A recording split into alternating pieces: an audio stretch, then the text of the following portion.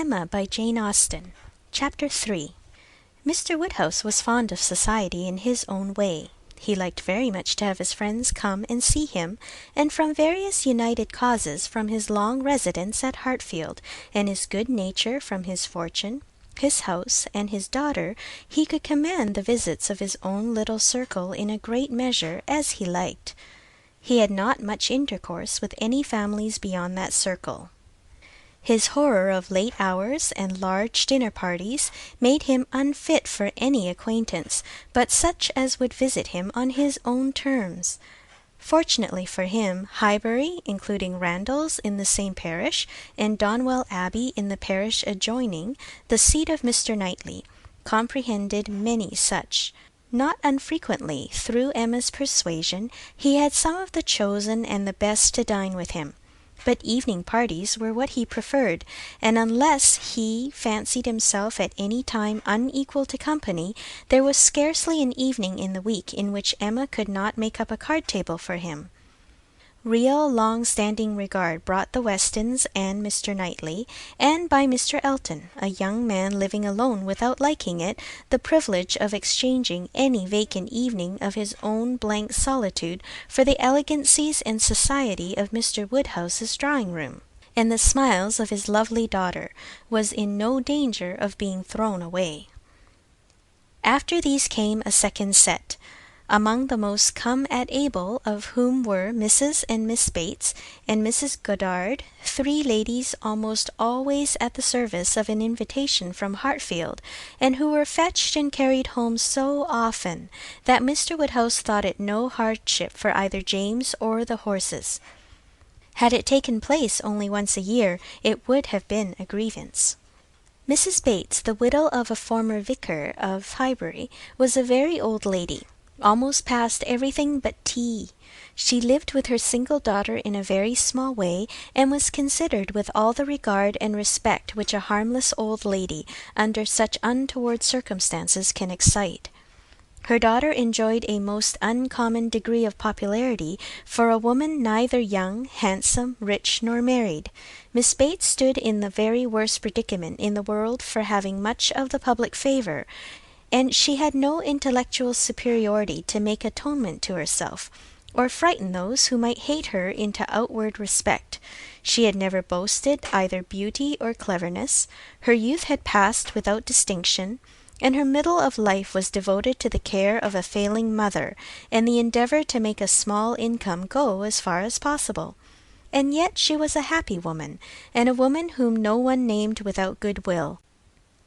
It was her own universal good-will and contented temper which worked hers. She loved everybody, was interested in everybody's happiness, quick-sighted to everybody's merits, thought herself a most fortunate creature, and surrounded with blessings in such an excellent mother, and so many good neighbours and friends, and a home that wanted for nothing. The simplicity and cheerfulness of her nature, her contented and graceful spirit, were a recommendation to everybody, and a mine of felicity to herself.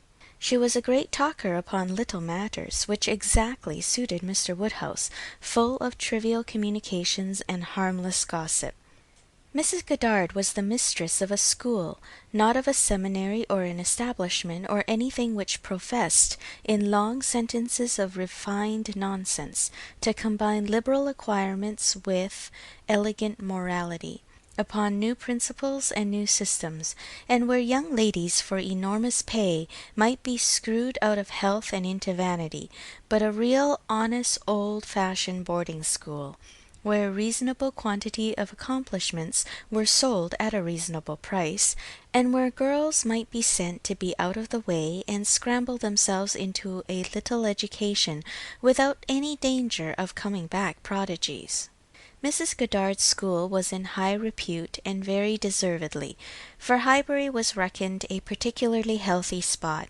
She had an ample house and garden, gave the children plenty of wholesome food, let them run about a great deal in the summer, and in winter dressed their chilblains with her own hands. It was no wonder that a train of 20 young couple now walked after her to church. She was a plain motherly kind of woman, who had worked hard in her youth and now thought herself entitled to the occasional holiday of a tea visit, and having formerly owed much to Mr. Woodhouse's kindness, felt his particular claim on her to leave her neat parlour hung around with fancy work whenever she could, and win or lose a few sixpences by his fireside. These were the ladies whom Emma found herself very frequently able to collect, and happy was she for her father's sake in the power, though, as far as she herself concerned, it was no remedy for the absence of Mrs. Weston. She was delighted to see her father look comfortable, and very much pleased with herself for contriving things so well. But the quiet prosings of three such women made her feel that every evening so spent was indeed one of the long evenings she had fearfully anticipated. As she sat one morning, looking forward to exactly such a close of the present day, a note was brought from Mrs. Goddard, requesting in most respectful terms to be allowed to bring Miss Smith with her, a most welcome request, for Miss Smith was a girl of 17 who Emma knew very well by sight, and had long felt an interest in on account of her beauty. A very gracious invitation was returned, and the evening no longer dreaded by the fair mistress of the mansion. Harriet Smith was the natural daughter of somebody. Somebody had placed her several years back at Mrs. Goddard's school, and somebody had lately raised her from the condition of scholar to that of parlour boarder. This was all that was generally known of her history. She had no visible friends but what had been acquired in Highbury, and was now just returned from a long visit in the country to some young ladies who had been at school there with her. She was a very pretty girl, and her beauty happened to be of a sort which Emma particularly admired. She was short, plump, and fair, with a fine bloom, blue eyes, light hair, regular features, and a look of great sweetness, and before the end of the evening Emma was as much pleased with her manners as her person, and quite determined to continue the acquaintance. She was not struck by anything remarkably clever in Miss Smith's conversation, but she found her altogether very engaging, not inconveniently shy, not unwilling to talk, and yet so far from pushing, showing so proper and becoming a deference, seeming so pleasantly grateful for being admitted to Hartfield, and so artlessly impressed by the appearance of everything in so superior a style to which she had been used to, that she must have good sense and deserve encouragement. Encouragement should be given. Those soft blue eyes and all those natural graces should not be wasted on the inferior society of Highbury and its connections. The acquaintance she had already formed were unworthy of her. The friends from whom she had just parted, though very good sort of people, must be doing her harm. They were a family of the name Martin, whom Emma knew well by character as renting a large farm of Mr. Knightley, and residing in the parish of Donwell, very creditably she believed. She knew Mr. Knightley thought highly of them, but they must be coarse and unpolished, and very unfit to be the intimates of a girl who wanted only a little more knowledge and elegance to be quite perfect. She would notice her. She would improve her. She would detach her from her bad acquaintance and introduce her into good society. She would form her opinions and her manners. It would be an interesting and certainly a very kind undertaking, highly becoming her own situation in life, her leisure and powers. She was so busy in admiring those soft blue eyes, in talking and listening, and forming all these schemes in the in-betweens, that the evening flew away at a very unusual rate, and the supper-table, which always closed such parties, and for which she had been used to sit and watch the due time, was all set out and ready, and moved forwards to the fire before she was aware, with an alacrity beyond the common impulse of a spirit, which yet was never indifferent to the credit of doing everything well and attentively, with the real good-will of a mind delighted with its own ideas, did she then do all the honours of the meal, and helped and recommended the minced chicken and scalloped oysters with an urgency which she knew would be acceptable to the early hours and civil scruples of their guests. Upon such occasions poor Mr. Woodhouse's feelings were in sad warfare. He loved to have the cloth laid, but it had been the fashion of his youth, but his conviction of suppers being very unwholesome made him rather sorry to see anything put on it, and while his hospitality would have welcomed his visitors to everything, his care for their health made him grieve that they should eat. Such another small basin of thin gruel as his own was all that he could, with thorough self-approbation, recommend, though he might constrain himself while the ladies were comfortably clearing the nicer things to say, "Mrs. Bates, let me propose your venturing on one of these eggs.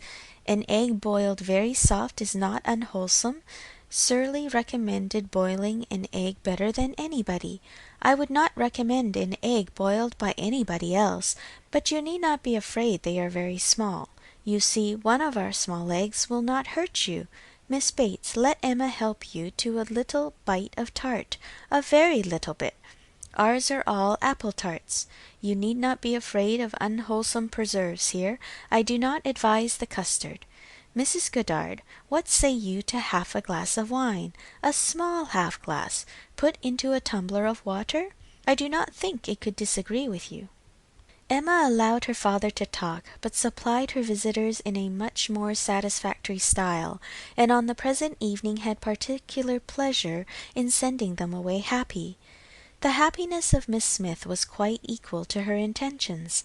Miss Woodhouse was so great a personage in Highbury that the prospect of the introduction had given as much panic as pleasure, but the humble, grateful little girl went off with highly gratified feelings, delighted with the affability with which Miss Woodhouse had treated her all evening, and actually shaken hands with her at last.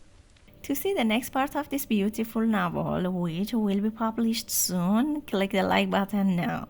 Subscribe and be sure to hit the bell. What do you think about this part? Comments below.